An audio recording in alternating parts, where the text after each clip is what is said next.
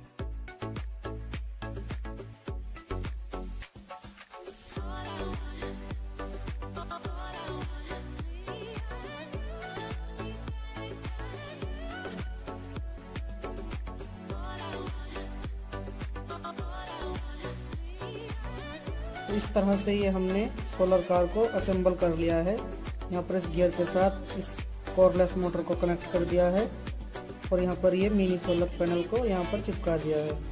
अब हम इसकी धूप में टेस्टिंग करेंगे।